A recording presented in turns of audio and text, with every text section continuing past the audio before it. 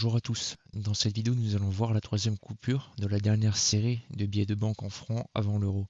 Elle fait partie de la troisième série nommée Créateurs et scientifiques célèbres. Ce billet de banque, à l'effigie de Gustave Eiffel, aurait d'abord dû être un billet de 100 francs. En 1995, le billet a eu un essai dont la création a été assistée par ordinateur avec un premier design, puis également un autre essai la même année qui ne sera pas émis. Voici 4 photos de propositions faites pour le 100 francs Eiffel. Nous avons vu dans la vidéo précédente pourquoi le billet de 100 francs aurait dû être présenté par Gustave Eiffel et le billet de 200 francs représenté par Auguste et Louis Lumière. Pour rappel, les frères Lumière ont collaboré avec le régime de Vichy et ont montré leur soutien à Mussolini en 1935, puis au maréchal Pétain sous l'occupation. C'est ainsi que la Banque de France a décidé de les retirer du projet et de mettre Gustave Eiffel sur le billet de 200 francs. Le billet de banque de 200 francs Eiffel a eu sa première autorisation de création de série le 12 décembre 1995.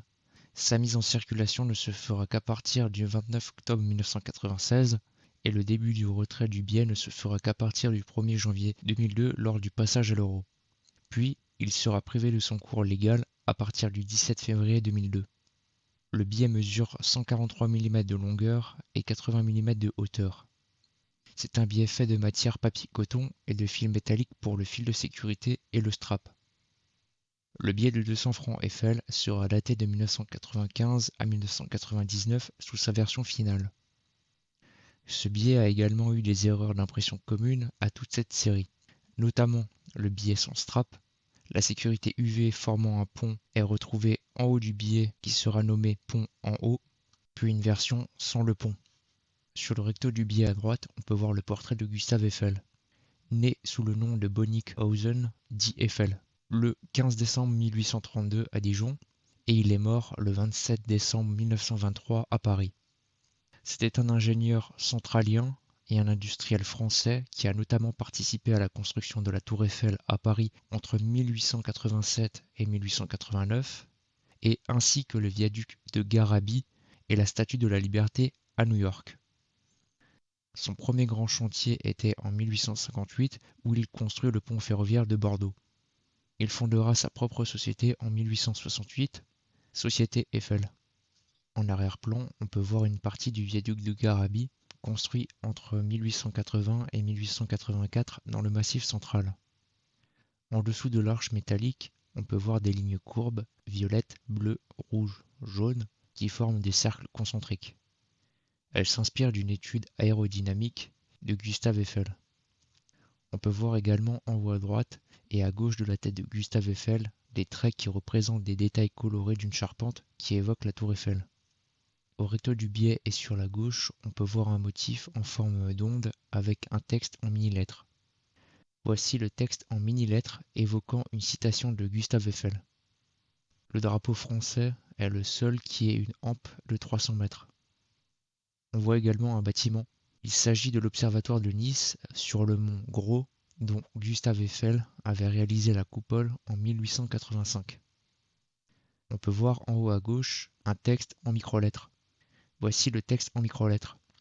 On peut dire sans la moindre exagération que jusqu'au commencement de ce siècle, la branche de la physique relative à la résistance de l'air ne représentait que confusion et incertitude. On peut voir également une vue en plan d'un des 4 piliers de la tour Eiffel en encre à couleur changeante.